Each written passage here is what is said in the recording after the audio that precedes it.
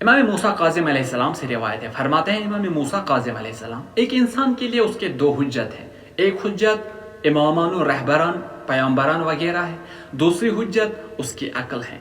इंसान आकिल ये देखें कि उसके लिए दुनिया हासिल करने के लिए भी उसको जहमत पड़ती है, आखिरत हासिल करने के लिए भी उसको जहमत पड़ती है।